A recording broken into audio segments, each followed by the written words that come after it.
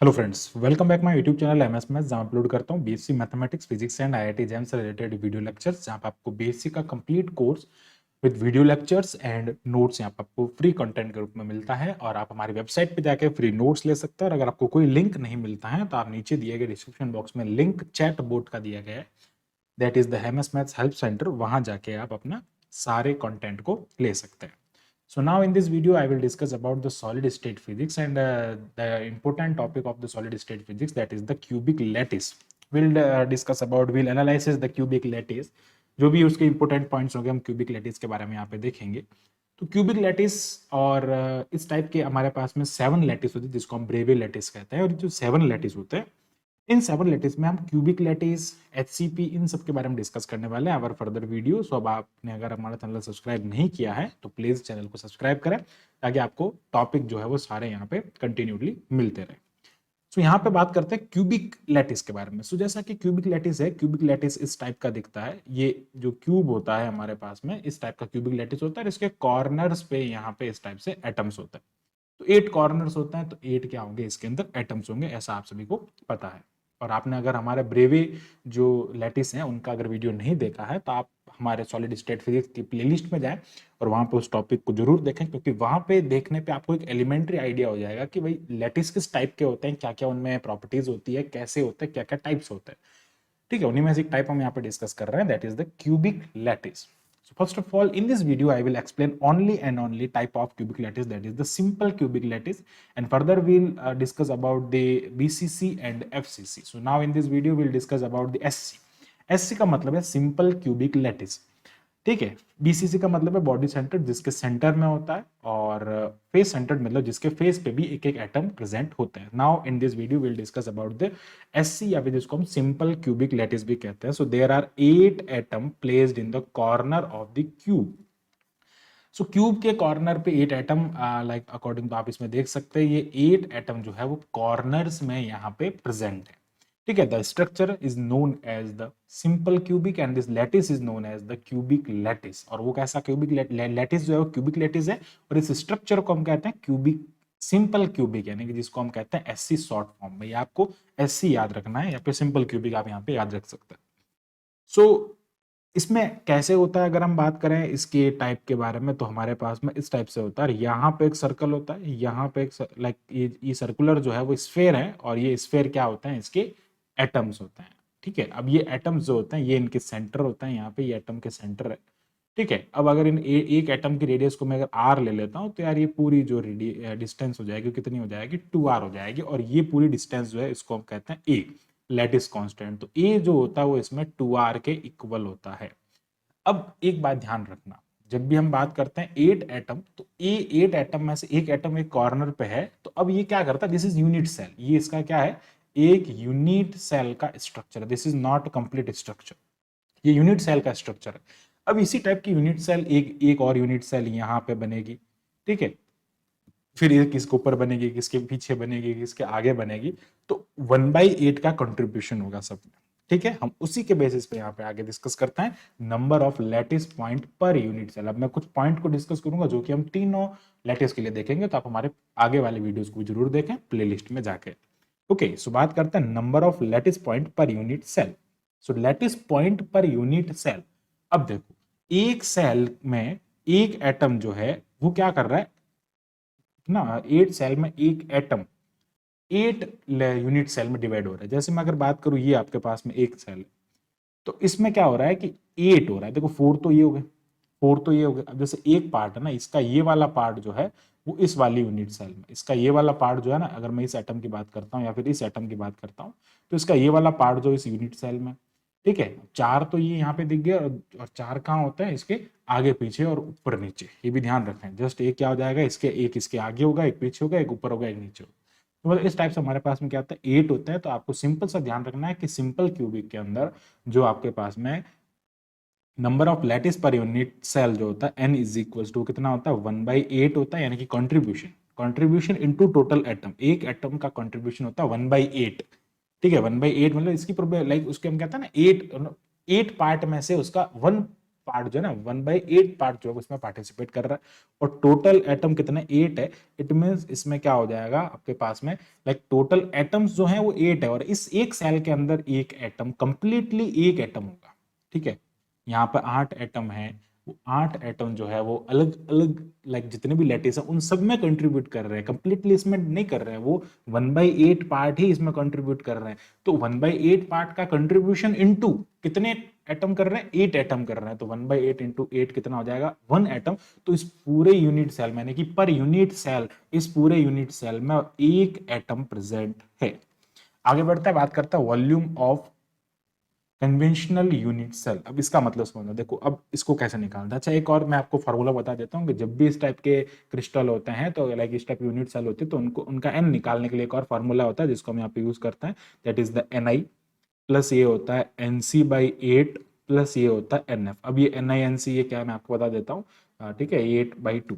अब देखो NI का मतलब होता है जो इसके लाइक यहाँ पे बात कर नहीं सबसे पहले NC बताता हूँ। देखो NC का मतलब होता है जो कि सेंटर्ड में होता है, जो कि इसके सॉरी कॉर्नर में होता है, सॉरी कॉर्नर में होता है। सी का मतलब क्या हो जाएगा कॉर्नर, यानी कि कॉर्नर वाले कितने 8।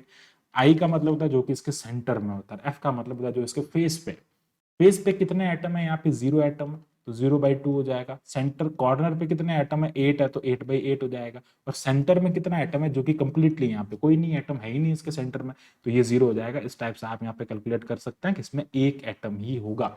ये फॉर्मूला आप इसके लिए यूज कर सकते हैं। आगे बात करते हैं volume of conventional unit cell के बारे में।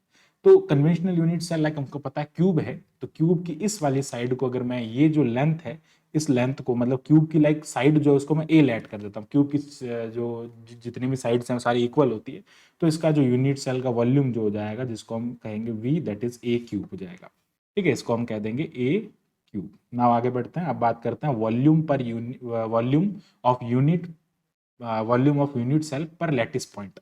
अब देखो वॉल्यूम ऑफ यूनिट सेल पर लैटिस पॉइंट, अब लैटिस पॉइंट कितने हैं इसके अंदर, लाइक लैटिस पॉइंट से एटम कितना मिल रहा है 1 मिल रहा है, तो पर लैटिस पॉइंट तो कितना हो जाएगा 1 का डिवाइड हो जाएगा इसके अंदर।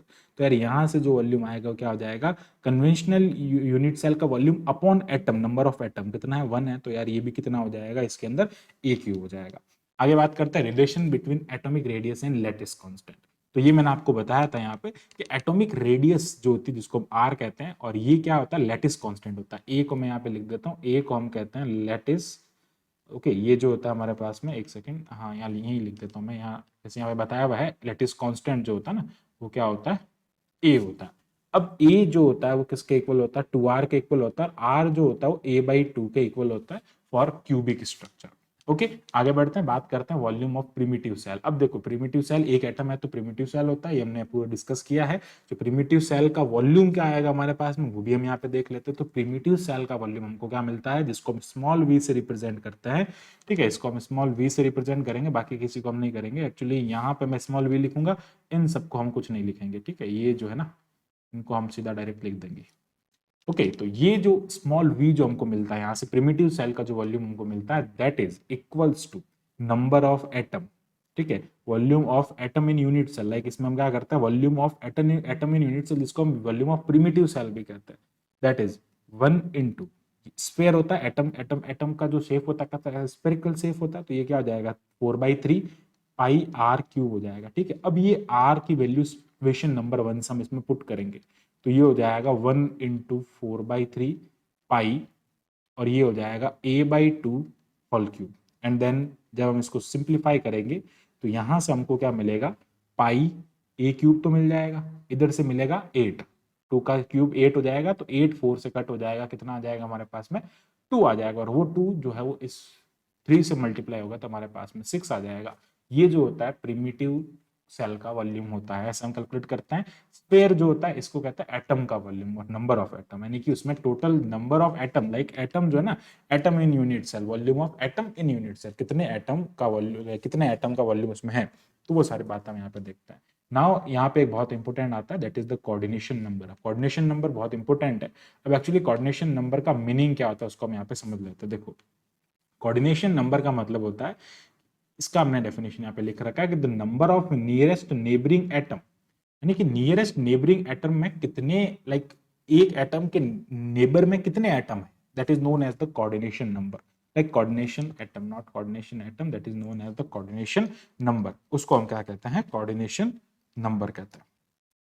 तो कोऑर्डिनेशन नंबर के बारे में बात करते हैं। तो कोऑर्डिनेशन नंबर कैसे फाइंड करते हैं, तो उसके लिए मैं आपको बता दूं कि इसमें एक एटम को अगर हम पकड़ते हैं, लाइक ये हमारे पास में है, अगर मैं इस एक एटम को यहां से ले लेता हूं, फिक्स कर देता हूं, तो इसके इसके लाइक इसको ले लेते, चलो इसके नियरेस्ट एटम कितने होंगे, देखो इसके नियरेस्ट एक ही एटम हो जाएगा, एक ही एटम हो जाएगा, 3 4 5 ये हो गए, और उसके बाद में एक एटम जो होगा दूसरे वाले का होगा, तो कितने हो जाएंगे, कोऑर्डिनेशन नंबर कितने हो जाएंगे, 6 हो जाएंगे। तो ये बात ध्यान रखें इसके अंदर कि हमारे पास में क्यूबिक जो होता है उनके अंदर जो कोऑर्डिनेशन, जिसको हम CN कहते हैं, that is the coordination number जो होता है, उसके लिए कितना होता है, 6 होता है। यानी कि जो हमारे पास में SC लैटिस होता है उसका जो कोऑर्डिनेशन नंबर होता है दैट इज 6।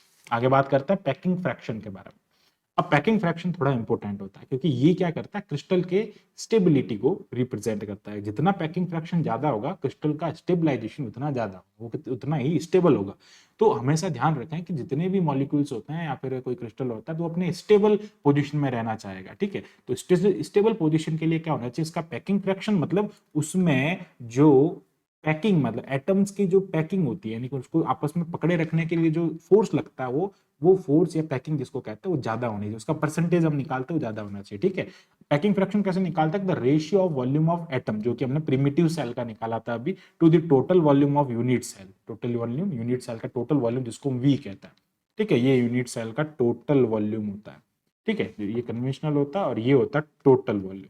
आगे बात करते हैं इसके बारे में। इसका फॉर्मूला हमने यहाँ पे लिख रखा है कि volume of unit cell, volume of unit cell जिसको हमने प्रिमिटिव यूनिट सेल का 1 इंटू ये हो जाएगा 4/3, इसको हम कहते हैं स्मॉल वी से रिप्रेजेंट करता है। चलो ये स्मॉल वी हो जाएगा, कैपिटल वी हो जाएगा, ये हो जाएगा 1 इंटू 4/3 पाई आर स्क्वायर, और आर की जगह हम a/2 का क्यूब रखेंगे, पाई आर क्यूब होता है सॉरी, अपॉन क्या हो जाएगा, a क्यूब हो जाएगा। नाउ इसको जब यहाँ पे सिंप्लीफाई करेंगे तो ये हो जाएगा 4/3, ये हो जाएगा पाई इंटू a³/8 हो जाएगा, और इंटू आ जाएगा 1/3। तो यहाँ से 1/a³ हो जाएगा, ठीक है।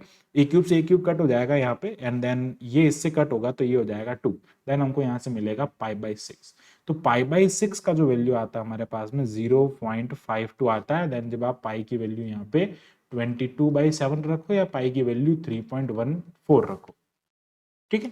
तो अब यहाँ पे इसको क्या करते हैं, परसेंटेज निकाल लेते हैं, तो हम इसको 100 से मल्टीप्लाई कर देंगे, तो ये जो होता है इसके लिए 52% इसके लिए हमारे पास में क्या आता है, पैकिंग फ्रैक्शन आता है, जो कि बहुत कम है, ठीक है। इसलिए अगर मैं इस वाले क्रिस्टल के एग्जाम्पल की बात करता हूं तो भैया इसके अंदर ओनली एंड ओनली पोलेनियम जो एटम होता है, ठीक है, जो पोलेनियम एटम होता है, वो पोलेनियम एटम ही इसका एक मात्र एग्जाम्पल है, क्योंकि बहुत कम, ये भी एक पर्टिकुलर कंडीशन में होता है, ठीक है, ये भी एक पर्टिकुलर कंडीशन में रहता है।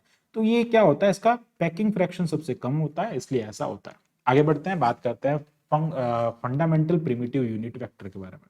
अब देखो यूनिटी प्रिमिटिव यूनिट वेक्टर क्या होता है, इसके लिए हमने हमारे प्रीवियस वीडियो में पूरा डिस्कस करके बताया कि यूनिट वेक्टर जो मिलता है वो कैसे मिलता है आपको यहाँ पे, इसको हम कहते हैं फंडामेंटल प्रिमिटिव यूनिट वेक्टर। इसको इसके थ्रू भी हम इसका वॉल्यूम जो है वो कैलकुलेट कर सकते हैं। कैसे कैलकुलेट कर सकते हैं वो हम यहाँ पे देखते हैं। सो बात करते हैं एक्चुअली होता क्या है इसमें। मैं अगर कंसिडर करता हूं कि ये वाली जो एक्सिस है, इस एक्सिस को हमने एक्स एक्सिस कह दिया, ये हमारे पास में वाई एक्सिस हो गई, और ये जेड एक्सिस हो गई, और इस टाइप से हमारे पास में इसके यूनिट वेक्टर क्या हो जाएगा, आई कैप हो जाएगा, इसका के कैप हो जाएगा, सॉरी जे कैप हो जाएगा, एंड देन इसका अगर हम लिखेंगे तो ये आ जाएगा हमारे पास में के कैप। अब वेक्टर्स अगर हमको निकालना है तो वेक्टर्स की बात हम यहाँ पे करेंगे, तो सबसे पहले वेक्टर की बात कर लेते हैं। देखो इसकी साइड जो है, ये साइड जो है ना, यहाँ से यहाँ तक की जो लेंथ है वो हमको पता है ए है इसके अंदर। तो ये वाला क्या हो जाएगा, अब पूरा है ना, एक एटम से एक एटम के तक की ना, एक एटम के नियरेस्ट, ये एक एटम है, इसके नियरेस्ट एटम की एक्स डायरेक्शन में जो होगा जिसको हम क्या कहेंगे, ए वेक्टर कहेंगे। इसके नियरेस्ट एटम एक्स डायरेक्शन में ये है, सॉरी वाई डायरेक्शन में, जिसको हम बी वेक्टर कहेंगे। इसका nearest atom C Z direction में ये है, तो इसको हम क्या कह देंगे, सी वेक्टर कह देंगे। तो अब ध्यान से समझना, हम यहाँ पे वेक्टर के लिए लिखते हैं, सबसे पहले बात करते हैं ए वेक्टर। ए वेक्टर की जो वैल्यू मिलेगी आपको, जिसको हम कहेंगे ओ ए वेक्टर, ठीक है। ये क्या हो जाएगा, ओ पॉइंट हो जाएगा, और यहाँ पे जो पॉइंट होगा इसको ए कह देंगे, ये बी हो जाएगा और ये सी हो जाएगा। तो ओ ए वेक्टर जो आपको मिलेगा, ए आई कैप मिल जाएगा पॉजिटिव डायरेक्शन में, इसलिए आई कैप हो जाएगा। फिर बात करते हैं बी वेक्टर की, तो बी वेक्टर की यहाँ से क्या करेंगे, ये हो जाएगा ओ बी वेक्टर हो जाएगा, और ये क्या हो जाएगा, ए जे कैप हो जाएगा। सिमिलरली यहाँ से सी वेक्टर के लिए निकालेंगे तो ये क्या हो जाएगा, ओ सी वेक्टर हो जाएगा। देन यहाँ पे ये क्या हो जाएगा, ओ के वेक्टर, सॉरी ए के वेक्टर। अब देखो ए के मतलब यहाँ पे इसकी साइड जो है वो सारी ए है। अब इससे हम वॉल्यूम भी कैलकुलेट कर सकते हैं। इससे वॉल्यूम कैसे कैलकुलेट किया जाता है, इससे वॉल्यूम कैलकुलेट करने के लिए हमारे पास में फॉर्मूला होता है A vector dot B vector cross C vector. अब देखो ए वेक्टर कौन है हमारे पास में, ए आई कैप है, इसका डॉट प्रोडक्ट करना है हमको ए जे कैप क्रॉस ए के कैप के साथ में। अब देखो ए जे जे इंटू के, जे और के का जो क्रॉस होता है वो क्या होता है, अब देखो ये साइकिल चलता है, इस तरह से बता देता हूं आपको। ये यहाँ पे होता है आई कैप, यहाँ पे होता है जे कैप और यहाँ पे होता है के कैप।